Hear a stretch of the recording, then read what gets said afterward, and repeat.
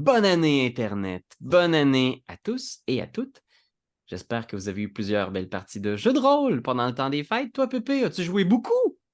Ah ben j'ai joué, je l'espère. Je l'espère. Est-ce qu'on enregistre à un moment pas encore décidé? J'espère. Puis j'espère que les gens aussi. J'espère en fait que les gens ont passé un beau Noël, un beau temps des fêtes. On a profité. Autant pour, oui, jouer, mais aussi se reposer. C'est important. C'est vrai, ça. Il faut des fois accumuler notre énergie pour préparer nos prochaines parties de jeux de rôle. Exactement. Mais parlant de jeux de rôle, aujourd'hui, on vous a rassemblé Internet dans cette vidéo-là pour vous parler des 10 jeux, les jeux de rôle, les produits de jeux de rôle qu'on attend pour 2024. Fait que ça, c'est la prochaine année, ça. Exactement. Ouais, Des jeux. Exactement. La prochaine année ou l'année qu'on est dedans présentement, tout dépendant à c'est quel moment ça. ça sort. Ouais, essayez de dresser une carte de ce qui nous attend, nous, les rôlistes de ce monde. Qu'est-ce qu'on a à attendre? Ben, écoute, on va te le dire. En 10e place, on a un jeu qui est comment dire, c'est possible que ce jeu-là soit un des plus gros événements dans le monde du jeu de rôle et du fantastique de la prochaine année. Il s'agit de Stormlight, le jeu de rôle. Stormlight, c'est un jeu de rôle qui va être édité par Brotherwise Games, si je ne me trompe pas, qui va se dérouler dans l'univers de Brandon Sanderson. C'est un auteur de fantastique qui est très, très connu, entre autres, pour avoir fini Wheel of Time, pour avoir écrit Mistborn, etc. Écoute, tu l'aimes ou tu ne l'aimes pas, Sanderson? On ne peut pas dire, par exemple, qu'il ne fait pas de remous quand il lance un livre. Son dernier Kickstarter pour une série de livres mystères qu'il a lancé il y a quelques années est devenu le plus gros Kickstarter de l'histoire. Et là, il y a un jeu de rôle qui va se dérouler dans son univers. Là, j'ai entendu dire que tu étais très excité, toi, à l'idée de pouvoir finalement jouer un chevalier radiant, hein, dans l'univers de Rochard. C'est ça que tu m'as dit, Pépé? Je- Oui, c'est exactement ça. Je vais partager mes avis incroyables et profonds sur Brandon Sanderson. Non, mais pour vrai, avant qu'on enregistre, moi, j'avais jamais entendu parler de ce nom-là. En fait, j'avais vu passer le Kickstarter, mais je comprends, tu sais, c'est quelque chose qui, toi, est venu t'interpeller, justement, vu l'ampleur de la chose. De mon côté, j'ai aucune idée à quoi m'attendre. Je sais pas tout. Je connais pas ça. Je connais pas les livres de ce gars-là. Je connais pas. Tu sais, je me dis 45 millions. Il va y avoir des gens qui le lisent, c'est des gens qui aiment ça. Fait que j'imagine que ça va y avoir un certain intérêt pour le jeu de rôle. Là, tu m'avais mentionné, il me semble qu'il y avait quand même une équipe cool qui était derrière pour justement dans les concepteurs du système et tout ça. Là. C'est sûr que Sanderson est reconnu pour ses univers magiques incroyables, avec des lois très précises. Mais tu m'avais dit que ça pourrait être une bonne porte d'entrée au monde du jeu de rôle pour des gens qui ne connaissent pas du tout ça, mais qui sont excessivement fans de ces ouvrages. Là. C'est vrai, ça, par exemple. Il y a peut-être énormément de gens qui vont découvrir le jeu de rôle via leur passion pour l'œuvre de Sanderson. Fait qu'écoute, c'est sûr que ça va être un événement majeur quand même. Fait que mettez ça à vos agendas, là. C'est un moment que ça va sortir. En 9e place, on a un livre édité par les 12 singes, donc Mhm. qui devrait arriver au début 2024, accessible au public. C'est Babel, un jeu de rôle où on joue des aventuriers du monde des livres. Les biblionautes, c'est comme ça Oh, qu'ils s'appellent, je me rappelle. Je t'avoue que j'avais suivi ça, puis ça m'avait tout de suite accroché justement par le visuel qui était très bande dessinée française. Là. Je trouvais ça tellement beau comme visuel. Là. C'était de toute beauté. J'avais pas pris le temps tant que ça. Toi, je pense que tu avais regardé un peu le système de jeu, mais j'avais pas de temps à regarder le système de jeu, par exemple. de ce que j'ai compris, c'est un système D10 dans lequel tu peux avoir des relances si des aspects de ton personnage s'applique à la situation. Puis, dépendamment de comment tu l'utilises, ces aspects-là, ça m'a fait penser un peu à Fate. Je sais pas, OK, le ouais. jeu de rôle, où est-ce que tu as des éléments de ton personnage qui sont représentés sur des papiers. Certains éléments de jeu qui vont te permettre de friponner un de tes aspects. C'est comme ça, je mets ça de côté. Il y en a qui vont te permettre de déchirer un de tes aspects. Il y en a qui va falloir que tu le brises en 1000 morceaux. Puis j'ai trouvé ça cool que ces aspects mécaniques-là soient des petits papiers. Tu sais, dans un monde de livres, tout ça. Fait Mhm. que des parties de ton personnage qui vont être déchirées, qui vont se recoller, qui vont se froisser ou revenir. Je trouvais ça super thématique avec l'univers qui était présenté. Ben, qu'il y ait justement un lien entre, on va dire, le système de jeu. Le système de jeu a une saveur associée à l'univers qui est là, mais je suis quand même curieux. À 12 ils font toujours des produits qui sont super intéressants. C'est des fois un peu difficile à se procurer version physique au Québec. C'est pas distribué en soi, il faut comme le faire venir. Mais quand même, je veux dire, tout ce qu'ils ont fait pour l'instant, moi j'ai toujours trouvé ça très accrocheur. Ensuite, on a en huitième place un supplément pour le jeu de rôle de Free League, The One Ring. Le supplément s'appelle Moria. Moria Through the Doors of Duran. Oh, wow, écoute. Pour One Ring RPG, autant pour la version qui est sortie récemment, faite par la Free League, autant pour la 5e édition. Parce Ah qu'ils ont ouais. Lord of the Rings Role-Playing Game, 5e édition, qui ont aussi sorti.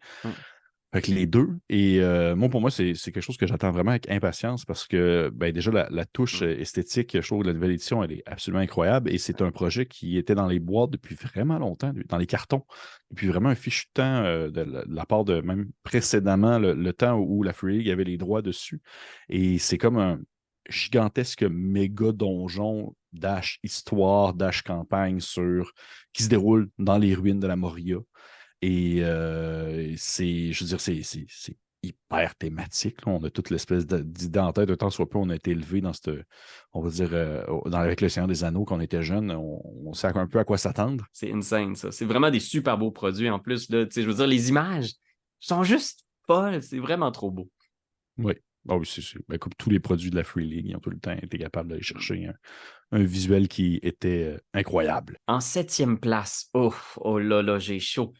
Parce qu'on s'en va explorer Fever Swamp! Oui! Ah Un mon Dieu! X-Crawl bien buzzé. Mais oui, c'est un produit qui va distribuer par Melsonia. Puis là, on s'entend, c'est dans le très indépendant, là. C'est vraiment pas à grosse échelle qui a comme fait tourner des milliers de têtes et tout ça, là. Mais tout de même, c'est fait par Luc Gehring. Le gars, pour là, il est vraiment bon. Donc, tout ce qu'il fait est solide dans le terme d'aventure. Et encore une fois, ben là, il replonge dans Fever Swamp, qui est comme une espèce d'aventure dans un marécage un peu dégueulasse, étrange, avec de la maladie, des dangers à tous les coins de rue. Puis, il y a même la possibilité, cette fois-ci, dans cette édition-là, d'avoir des espèces de petits, des, des, euh, des petits suppléments physiques pour pouvoir, par exemple, traquer le déplacement en navire dans la swamp avec tes personnages et tout ça, puis des petits jetons pour pouvoir, on va dire, gérer les ressources et tout ça. Et ça m'avait énormément plu à ma lecture de la première édition, puis pour vrai, aussi avec le visuel de Andrew, bon, j'ai un blanc, mais la personne qui fait les visuels majoritairement pour Troika revient à la charge pour cette publication-là. Puis pour ma part, c'est quelque chose que j'attends énormément. Je le sais, c'est sûr, dès que je le reçois, je vais comme le dévorer. Puis c'est une des premières choses que je vais faire jouer en termes de nouveaux produits reçus. Là, je ne peux pas attendre. Andrew Walter, l'illustrateur, allez voir ça. Il y a un visuel qui est vraiment bien à lui, qui est reconnaissable et qui mérite qu'on s'y attarde. Puis est-ce que l'aventure est agnostique au niveau du système? Ou... En fait, la nouvelle version, elle va être à la base originale D&D. C'est vraiment comme la première version. Donc, très OSR et pouvoir être adapté un peu à la sauce que vous voulez, tant soit peu, ou est-ce que c'est du système des vins. Si vous allez explorer autre chose, ben là, c'est sûr, ça va demander un peu de taponnade, mais ça se fait bien, je suis persuadé. Un petit brin de taponnade, là. Un petit brin de taponnade. On dirait un mélange je sais pas trop. Je sais pas. Là, ça, j'ai une suggestion. Il y a des affaires dans notre prochain top que tu vas pouvoir mettre dans Fever Swamp parce que le prochain livre qu'on veut vous parler, c'est un bestiaire pour DCC, Dungeon Crawl Classics. Il s'agit de Dungeon Denizens. Hey, ça a l'air d'être insane. Il a l'air d'avoir. C'est pas juste pour DCC. Je pense qu'il y a une version de 5e édition aussi qui vont sortir. Oui, une version 5e édition. Plus de 500 monstres pour DCC et D&D. Pour D&D, on s'entend que c'est des choix de plus, mais pour DCC, c'est le premier bestiaire qui sort pour le jeu. Et je trouve que c'est vraiment très cool parce qu'autant c'est le fun, les petites créatures qui sont achetées ici et là dans les modules, mais c'est plaisant d'avoir un peu plus de choix via étranges monstres et autres bestioles qu'on peut retrouver dans des aventures classiques de DCC. Puis je sais que toi et moi, on est des grands amateurs et là, on va l'avoir à toutes les sauces, autant pour des créatures qui sont plus des animaux classiques à des animaux qui sont plus presque de la science fantasy. Après ça, il va aussi avoir des caractéristiques pour des personnages qui sont plus des NPC, exemple des voleurs, des bandits qui sont un peu plus haut niveau et tout ça. Fait que non, pour vrai, moi, c'est très, très, très hâte avec, encore une fois, un visuel qui est digne de ce qu'on peut s'attendre de DCC. Et si vous êtes fan de la 5e édition, mais il va être disponible aussi pour vous à la 5e édition, ce qui est très cool. Il n'y avait pas énormément de ressources pour les maîtres de jeu qui voulaient construire un peu leur univers de Dungeon Non, Crawl Classics. Puis il y en a beaucoup qui, suite au scandale de l'OGL, étaient comme, ben moi, je veux utiliser Dungeon Crawl Classics pour mes aventures maintenant. Mais il manquait un petit peu dans le livre de base de créatures. Ben c'est réglé maintenant. Puis croyez-moi, ça va être buzzé. Là. ça va être buzzé, pas juste un peu, comme tu le dis. On pense à toutes les bébites puis tous les animaux, puis mets-le une face humaine qui a l'air un peu méchante, C'est ça! dessinée bizarre. C'est tellement ça, c'est ça le pire. C'est genre un éléphant, mais le bout de la trompe, c'est une face. Oui, c'est ça. Tu vois, on en fait de même, on pourrait en faire Ouais. 1000. On pourrait en faire 1000 comme ça. C'est pour ça qu'il y en a 500 et plus. Il y a plein d'animaux de même. Mais pour vrai, c'est quasiment ça. Tu regardes les créatures un peu qu'ils ont proposé déjà, c'est genre un tigre en feu. Gnac! En 5e place, Oui. on a un truc qui a circulé un petit peu dans les réseaux anglophones aux États-Unis sur le YouTube. Connaissez-vous ça, le YouTube, vous, monsieur? C'est comme un TikTok, je pense. C'est-tu comme le TikTok? En fait, c'est une espèce de version un peu folle d'un homebrew de la 5e édition, créé par Dungeon Coach. Le jeu s'appelle DC20. Et ce qui s'est passé, c'est que, bien sûr, il y a eu le scandale de l'OGL et comme plusieurs personnes ont cherché des alternatives à Donjon Dragon, ben, graduellement, il a commencé à publier une série de vidéos sur ses règles maison à lui, dans ses parties de Donjon Dragon. Puis il a vraiment modifié le jeu lourdement. Là. Il y a beaucoup de gens qui l'ont appelé comme la 6e édition de Donjon Dragon. Fait que, comme si, mettons, là, une grosse compagnie multinationale qui voulait vraiment changer les règles pour le mieux d'un système qui devient un petit peu archaïque. De quoi ça aurait pu avoir l'air, cette nouvelle édition du jeu-là? Ben, c'est un peu DC20. C'est indépendant, bien sûr. Fait qu'il y a une seule personne pour l'instant qui porte ce jeu-là de l'avant. Mais je dois dire qu'il y a vraiment des idées. Quand elles te sont pitchées, t'es comme, oh my God, ça sonne frais. Ça reste très Donjon Dragon, système des vins, des points de vie, des classes d'armure. Mais ils ont simplifié beaucoup de choses qui sont des désagréments de la 5e édition. Par exemple, maintenant, il y a juste 4 attributs dans DC20. Il n'y a pas de dé de dégâts. Donc, quand tu attaques, tu roules avec ton D20, tu cherches à toucher la classe d'armure, mais tu fais un dégât statique. Mettons, ton arme inflige 2 dégâts. Parfait, tu fais 2 dégâts.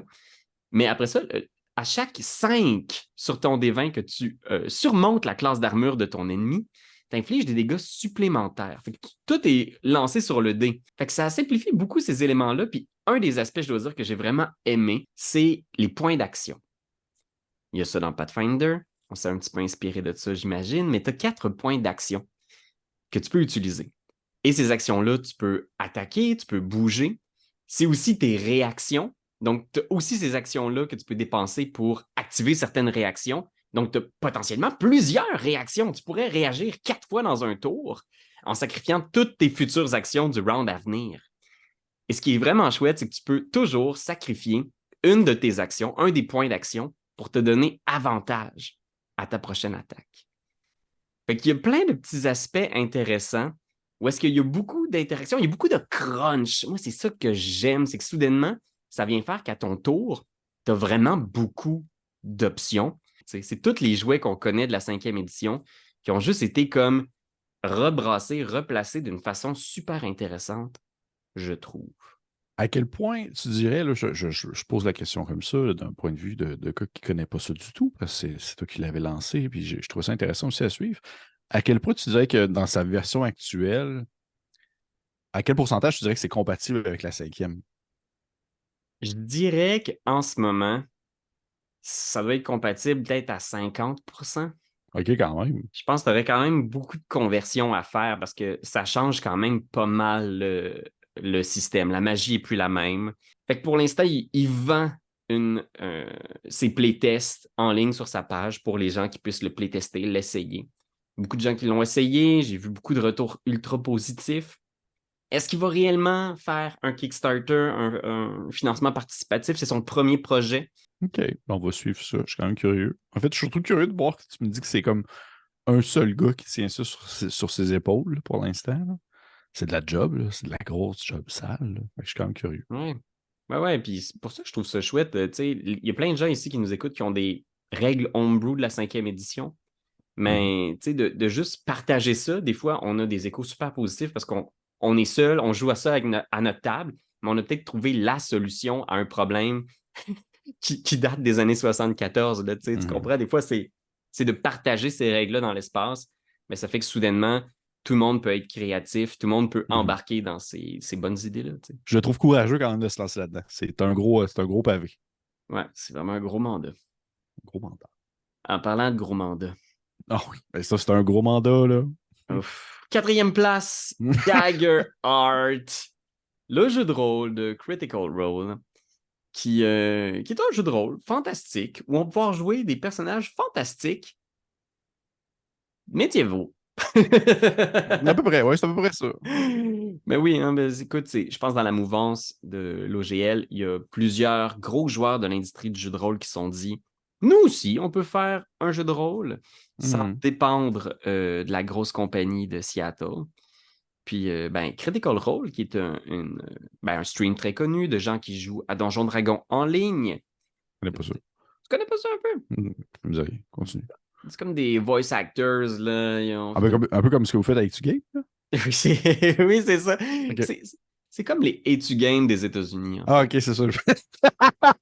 C'est ça, je me disais. Parfait, c'est les Game des États-Unis.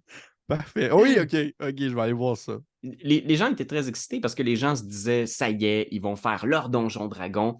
Est-ce que c'est réellement ça? Je sais pas trop. J'ai l'impression qu'ils sont quand même beaucoup éloignés du système D20. Ben oui, c'est ça que tu me disais. C'est quand même assez fou, quand même. Ben, c'est risqué, je pense, comme pari, parce que beaucoup des gens trippent sur Critical Role à cause de Donjon Dragon. Est-ce que réellement ce jeu-là va devenir le nouveau système de la troupe? Je ne sais pas, je ne pense pas. C'est un système 2D12, parce que tu as un D12 qui représente l'espoir et un D12 qui représente la peur, le désespoir. Fait que selon les résultats, ça se peut que tu réussisses ce que tu entreprends avec espoir. Ça se peut que tu réussisses avec désespoir, que tu échoues avec espoir ou que tu échoues avec désespoir. C'est très narratif aussi. Il y a beaucoup qui repose justement sur ton personnage, sa profession, son origine. J'ai vu que certaines copies qui utilisaient des cartes, j'ai cru comprendre qu'ils voulaient intégrer ça aussi dans le produit, que tu puisses avoir des cartes que tu sors de la boîte, puis tu choisis ton personnage avec une carte de profession, une carte d'origine, puis ça y est, ton personnage est fait. Je savais que ça me surprend énormément. Comme ait fait un 180 degrés là-dessus. Hein. Mais tant mieux. Finalement, je te dirais qu'à la base, quand j'avais vu les annonces, ça me titillait pas plus que ça du tout. Parce que comment je pourrais dire ça? La popularité d'un show streamé qui est diffusé n'égale pas non plus la qualité d'un produit qui va être vendu par la suite, on s'entend. Mais du fait qu'il s'éloigne tellement de la sauce des vins, je suis quand même curieux de voir justement c'est quoi la proposition parce que pour ma part, dès qu'on s'éloigne de la sauce des vins, il y a comme on va dire, sortir des sentiers battus, il y a comme une nécessité d'aller explorer autre chose. Fait que je suis curieux, je suis quand même curieux. Comme tu dis, c'est pas parce qu'ils sont très, très bons à ce qu'ils font pour faire des parties filmées qu'ils font nécessairement des bons jeux de rôle. Il y a eu quand même une réception mitigée de Candela Obscura qui vient tout juste d'arriver sur le marché. Il y a des gens qui ont eu leur copie. On s'entend que Candela Obscura était un petit peu moins peut-être novateur. Est-ce que ça va avoir une incidence sur la réception de Dagger Art? Je ne sais pas. J'ai l'impression que Dagger Art a un cœur qui est un petit peu plus original, j'ai l'impression. On va attendre. C'est pour 2024, c'est bien ça. Je sais pas. Bon, fou. 3e place. On a une nouvelle version d'un jeu qui est un chouchou des rôlistes de tout horizon. C'est le Core Rulebook de la 6e édition de Pendragon, qui va arriver cette année. Fait que Pendragon, qui est un jeu pour jouer dans des légendes arthuriennes, des chevaliers, des chevalières. Mais oui, mais c'est vrai que de mon côté, je suis quand même curieux. C'était dans tes choix, puis j'étais content de voir passer parce que, oui, Pendragon, c'est un gros pan, c'est un gros, tu sais, c'est un gros dossier de Chaosium qui a eu une Mhm. grosse popularité il y a plusieurs années, tout ça. On en entend moins parler les dernières années, mais Ouais. comme on a mentionné, tu sais, avant l'enregistrement, je trouvais que Chaosium, ça fait quelques années qu'ils sont vraiment sur une bonne lancée. Tous les produits qui ont sorti les derniers temps, je trouve que c'était très cool. Autant Mm. Gloranta, ils ont comme vraiment donné du stock, là. Il y a vraiment beaucoup de choses qui sont sorties. 7e édition de Call of Duty aussi, il y a beaucoup de choses. Leur plus Mhm. récente sortie avec la nouvelle version du BPRP, là, le Basic Role Playing Game qui est comme maintenant Ouais. disponible. Fait que pour Pendragon, je suis vraiment curieux de voir. Ouais, moi, je suis vraiment curieux. J'avais regardé un one-shot qui était très, très chouette avec The Glass Cannon, que j'aime beaucoup. Mhm. Puis ça m'avait vraiment donné le goût. J'avais jamais joué à Pendragon. J'ai jamais tu sais, été plus intéressé par ce jeu-là, mais c'est comme toute une saveur qu'on n'explore pas beaucoup dans les jeux de rôle fantastiques, Mhm. qui est la notion de jouer cette idée romantique du chevalier qui va respecter un code d'honneur, qui va respecter, tu sais, pour que ta réputation de ce que tu es dans le monde, c'est super important. Fait que ça m'a fait penser à tu sais, des jeux, mettons, comme le setting de Birthright pour D&D, où est-ce que tu vas jouer des personnages sur plusieurs générations, Ouais. où tu vas porter les torts de tes parents puis de tes ancêtres, que tu vas devoir trouver une façon de te faire pardonner. Puis les épreuves que tu vas vivre ne sont pas nécessairement tout le temps des combats non plus. Ça va être beaucoup mettre à l'épreuve toutes tes valeurs, tu sais. Au deuxième place, non seulement c'est un beau jeu, mais c'est un super bel objet. Euh, ça vient tout juste, le sociofinancement s'est terminé il n'y a pas si longtemps. C'est Mystic Bastionland, Mhm. qui est... C'est drôle parce ouais. qu'on reste dans la même thématique. Oui, mais c'est ça! On est dans ce mood-là, là, on cherche ce jeu de rôle-là, on dirait. Oui, c'est vraiment la même thématique de la table ronde et l'histoire des chevaliers parce que Mythic Bastionland, c'est fait par ce fameux Chris McDowell qui a Mhm. fait Into the Odd et ça se passe avant Into the Odd. En fait, c'est supposé se passer dans le même univers quasiment, mais bien Mhm. avant l'histoire de la grande ville. Pour les gens qui ne connaissent pas, c'est comme un immense bouquin très épais qui montre une espèce de ville science-fiction un peu étrange, fantasy, dans laquelle on se promène, mais Mythic Bastionland se passe vraiment dans un contexte fantastique, fantasy plutôt, où est-ce que vous êtes des chevaliers qui vont accomplir des hauts faits classiques chevalerie, de voir, tu sais, là, on se fait l'image du Saint Graal et tout ça, mais c'est un peu ça, mais dans un autre contexte, là, on s'entend, ce n'est pas l'histoire de la table ronde en soi, mais c'est plus l'espèce d'image, l'idée qu'on se fait de la chevalerie en tête. Mhm. Et de ce que j'ai lu pour l'instant, il y a un Quick Start qui est disponible sur Internet de 74 pages, qui est comme plus gros que des livres complets des fois. Mhm. Et il y a du stock. Ah mon Dieu, que du stock. Tu sais, pour générer au complet tes civilisations, tes peuples, les gens que tu vas croiser. Même décrire un combat, la stratégie qui est mise dans un combat, tu peux comme la générer au hasard, les mythes, les légendes et les types de chevaliers que tu vas pouvoir incarner. Parce que dans le fond, le chevalier est comme associé à une thématique précise, il est comme associé à un sujet ou à un thème. Mhm. Et chaque chevalier a sa petite particularité, son petit quelque chose qui le rend différent des autres et sur quoi est-ce qu'il croit, c'est quoi un peu son espèce de. Tu sais, exemple, on va prendre l'exemple classique de Arthur et la dame du lac qui donne l'épée et tout ça, mais c'est un peu c'est quoi ta dame du lac en tant que chevalier, toi, Ouais, mettons, qui était le chevalier des tournois ou le chevalier du sang, c'en est un, ou le ouais. chevalier de la mousse, de la C'est mousse quoi de ta table, légende, tu ta sais? légende à toi. Et fudge, que c'est hot. Pour vrai, c'est tellement beau, là, juste le Quick Start. Et c'est tellement, ça emprunte d'une très, très belle. C'est vraiment poétique, je trouve, dans la manière que c'est présenté. Puis ça donne le goût de vivre ce genre d'aventure-là qui est plus grand que nature. Tu sais, je ne sais pas si tu avais Mhm. vu le film The Green Knight.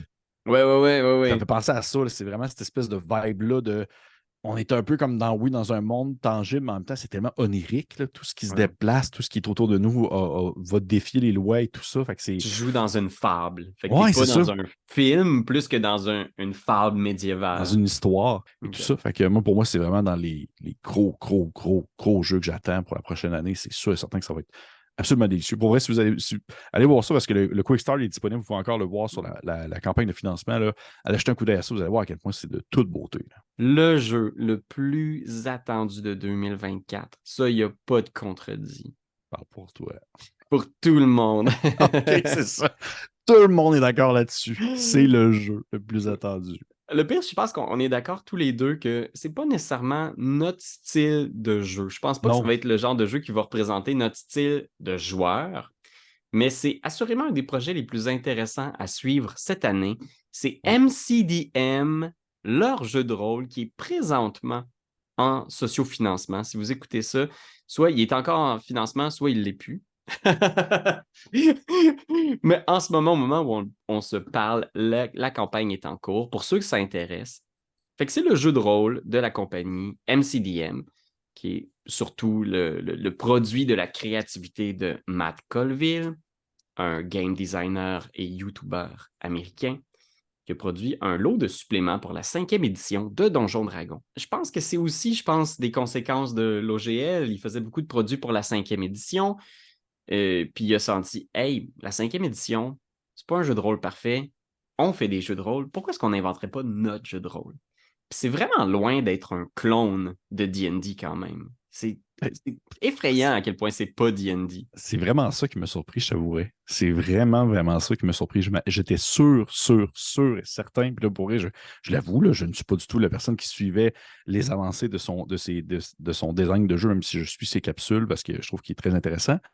Mais j'étais sûr qu'on était dans quelque chose de très classique, des 20. Un millième itération de ce système-là, comme on peut voir Cobalt Press ont fait récemment ou autres compagnies. Version de Mais Valiant, c'est oui. zéro pin bar. Zéro pin bar, c'est vraiment pas ça. Là. Ouais, exact. Puis, tu sais, j'ai l'impression que il y a beaucoup de gens qui se sont fait une idée de ce que c'est un peu, mais il faut vraiment aller voir ces vidéos de game design. Sur son Patreon, il y a possibilité de suivre le développement en ce moment de toutes les itérations du jeu parce qu'il est en processus de création, puis il est ultra transparent sur les étapes, ce qu'il a réfléchi pour créer le jeu comme il est. Rien de ça est final. Tout ça peut changer, mais en ce moment, c'est un système 2D6. Donc, c'est un système un peu comme Donjon Dragon où on doit lancer des dés pour réussir des épreuves. Mais il y a 4 mots-clés au jeu de rôle de MCDM pour l'instant, qui n'a pas de nom non plus. Fait que c'est héroïque, fantasy, cinématique, héroïque. C'est vraiment ça qui est le cœur du jeu. Fait que c'est pas OSR, pas Héroïque une deux miette. fois? Non, attends un petit peu. Héroïque. Héroïque, fantasy, cinématique et héroïque. C'est héroïque fois 2. C'est héroïque, tactical, cinématique, fantasy. OK. Ça fait-tu du sens? Oui. Ah oui, ça a du sens, ça a du sens. Oui. Fait que c'est pas OSR une miette, en fait. C'est vraiment pas un jeu d'attrition de ressources. Fait que c'est pas le genre de jeu où tu vas compter tes torches puis tes rations, où tu vas compter tes spell slots, combien de fois tu peux le faire dans la journée, ta boule de feu. C'est le genre de jeu où il est extrêmement généreux avec ce que tu peux faire. Tu as énormément de choix, d'actions, de potentiel pour tes personnages. Il y a plusieurs points de tension dans le jeu que je trouve sont super intéressants. Tout le long de ta journée d'aventure, tu vas gagner des ressources. Chaque classe a une ressource unique qu'elle doit gérer de façon asymétrique. Fait que le voleur, par exemple, accumule des points de Doom. Fait qu'à chaque fois qu'il y a un individu qui est frappé par un coup critique à côté de lui, il gagne du Doom parce qu'il apprend à connaître c'est quoi ses faiblesses, où je peux frapper. Le tacticien, lui, va gagner du focus. Fait que plus la bataille dure, plus il gagne des points de focus pour alimenter ses pouvoirs parce qu'il commence à comprendre c'est quoi qui se passe ici, c'est quoi les faiblesses de l'adversaire. Fait que c'est plein de mini-jeux. Fait que c'est très board gamey. Ça me donne ce feeling-là que chaque joueur, chaque personnage à la table est en train de gérer son petit mini-jeu de plateau finalement, où il y a ses ressources à gérer. Puis plus cette journée-là avance, plus tu gagnes de ressources. Mais le jour où tu vas décider de faire, allez, on va se reposer, tu vas perdre ces ressources-là. Fait qu'il y a comme une espèce de tension de hey, on est vraiment, vraiment fort, mais on commence à manquer de points de vie. C'est-tu le moment où on se repose ou c'est-tu le moment où on. Tu sais, je trouve ça vraiment intéressant. Il y a plein d'idées géniales dans le jeu. La question que beaucoup de gens se posent, c'est est-ce que ça va être un jeu qui me parle à moi? Parce que je pense que c'est un jeu qui est quand même très tactique aussi. Fait qu'il y a beaucoup, beaucoup axé sur les combats, tu sais. Moi, même que, il me semble, je me trompe pas, là, tu sais, il y avait comme. Il y a littéralement une section dans l'ouvrage qui aborde le concept, on va dire, de la négociation pour montrer que, genre, ce n'est pas juste du combat, mais quand c'est rendu que tu l'as. On va dire quand c'est rendu que tu la mécanises, c'est parce qu'il y a Mhm. quand même un certain attrait à devoir être stratégique, même dans la négociation, en quelque sorte. Fait que je t'avoue que, comme tu l'as dit tantôt, ce n'est pas. Pour vrai, c'est 0-0 pin bar, je dirais, le jeu que j'attends le plus cette année parce que ben, la thématique ne me vient vraiment pas dans mes cordes ou dans mon style de jeu en général. Sauf que Matthew Colville est vraiment quelqu'un d'intéressant à écouter et à lire. Fait que je suis vraiment Mhm. curieux de plus voir, sans nécessairement dire le système en soi, plus les astuces et les trucs qu'il va donner dans l'ouvrage que tu peux, je suis persuadé, aisément extraire et injecter dans un autre jeu au besoin, si ça se fait sentir. Internet, j'espère que vous allez trouver un jeu de rôle qui vous excite en 2024. Puis vous, c'est quoi les jeux que vous attendez le plus en 2024? Dites-moi-le, s'il vous plaît. Je vous l'ai S'il vous demandé plaît. gentiment. Ben oui. Ça serait le fun. Arrêtez de faire chier, on veut savoir. Bye, puis oubliez pas de vous abonner à Bye la page de bye. Coup Critique et à la page de Pierre-Philippe Renaud, l'incroyable Pépé. Merci, merci. Puis n'oubliez pas, tu game jeu de rôle. Bravo pour 5000. Bravo. Ben ouais, les Critical Role du Québec. Québec.